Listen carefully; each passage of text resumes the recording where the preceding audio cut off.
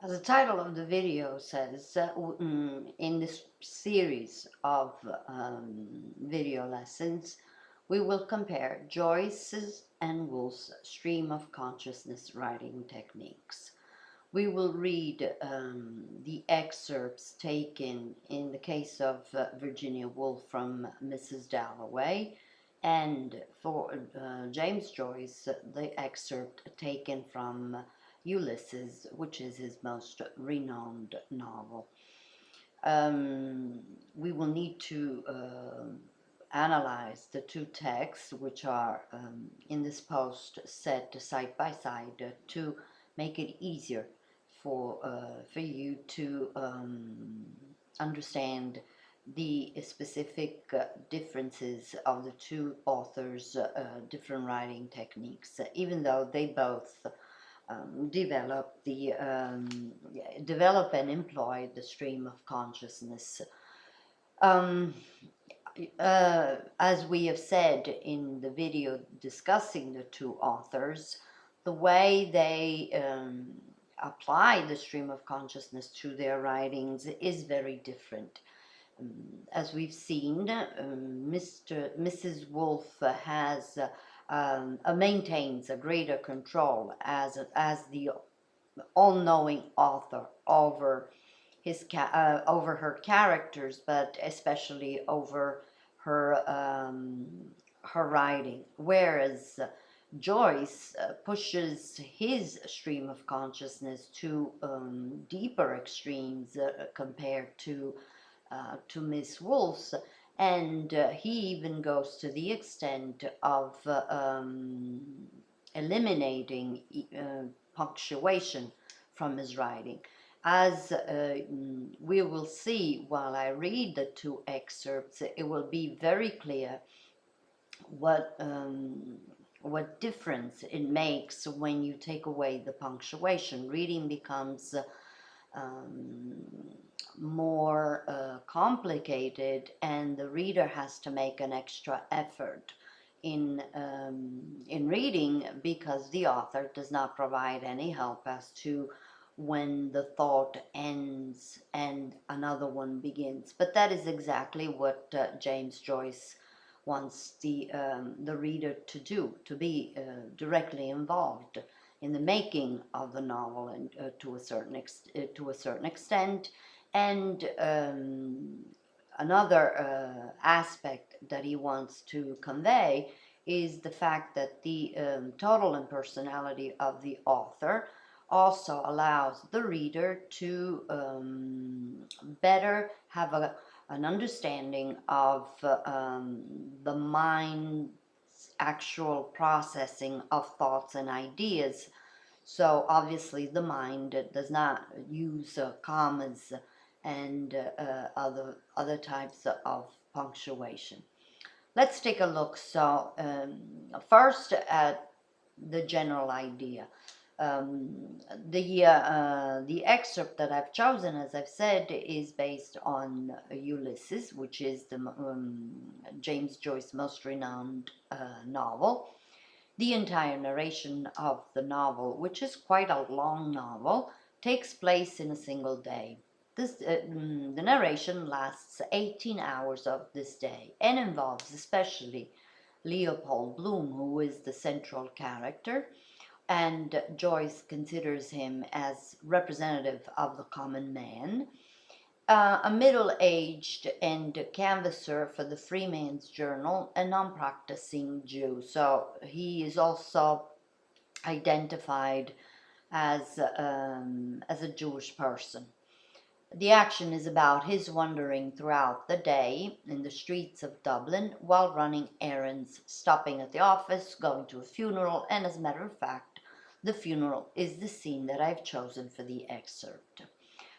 On the other hand, Mrs. Dalloway is too based on a single day. The protagonist is Clarissa Dalloway, who in this excerpt is busy running errands as well, making plans for the evening dinner party she's having that night.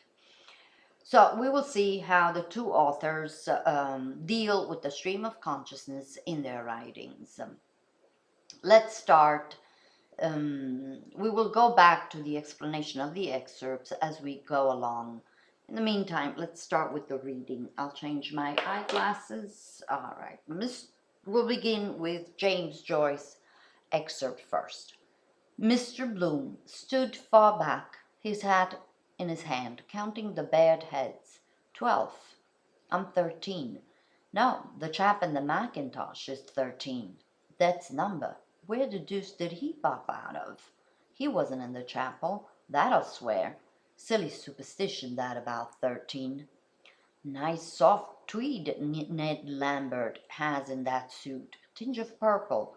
I had one like that when we lived in Lombard Street West. Dressy fellow he was once. Used to change 3 suits in the day. Must get that great suit of mine turned by Messiah's. Hello. It's dyed. His wife, I forgot he's not married, or his landlady ought to have picked out some threads for him. The coffin dived out of sight, eased down by the man, strangled on the grave trestles. They struggled up and out, and all uncovered. 20. Pause. If we were all suddenly somebody else. Far away donkey braid, rain, no such ass, never see a dead one, they say. Shame of death, they hide, also poor papa went away. I will stop here to briefly go over the very few paragraphs that I've chosen. So again, Mr. Bloom, Leopold Bloom, is the main character of Joyce's novel. He's at a funeral. Joyce says that Mr. Bloom stood far back. He also describes him with his hat on his hand, which was respectful during a memorial, during a funeral, to hold, not to wear the hat on the head, but to hold it in its hand. Counting the bared heads. So Bloom is counting the people that are standing at the funeral. And he counts 12. Then he says, I'm 13, meaning that he's the 13th person. Then he corrects himself and says, no, it's the chap in the mackintosh who is 13. And then goes on, his thinking goes on and says to himself, that's number, meaning 13 is an unlucky number for the English speaking people. And then he also asks himself, where the deuce did he pop out of, assuming that he is referring to the chap in the mackintosh. A mackintosh is a type of coat the character is wearing. He goes on by saying he wasn't in the chapel, he hadn't noticed him before. Now notice instead that this is in part the narration of the narrator, not Mr. Bloom himself. So the narrator steps in when he says Mr. Bloom stood far back, his hat in his hand, counting the bared hands. The narrator is then describing the main character, Mr. Bloom. What is he doing? He's standing, he's counting the other people present at the funeral. Then immediately after, he switches from the narrator's voice. We immediately hear Leopold Bloom's actual voice, because at one point he says, 12, I'm 13. No, the chap in the mackintosh is 13. And he goes on by recounting his thoughts. So the character's thoughts are being described, are being illustrated in the narration. It's no longer the narrator speaking, but it is instead Leopold Bloom. And you see how in these other paragraphs, Leopold Bloom goes on thinking to himself, and then the reader then is listening to his thoughts. It's almost as if the character is narrating, is illustrating, describing to the reader what he is thinking in exactly the same way that the thoughts come to his head.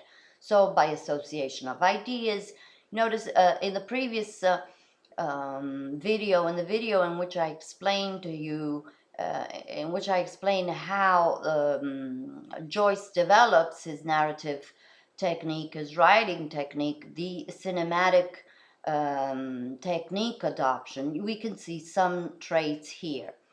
On the other hand, if we take a look at at the beginning of the excerpt I've chosen from Mrs. Dalloway, we will see that there are quite a few differences. Nonsense, nonsense, she cried to herself, pushing through the swing doors of Mulberry's the florist. She advanced, light, tall, very upright, to be greeted at once by button-faced Miss Pym, whose hands were always bright red, as if they had been stood in cold water with the flowers.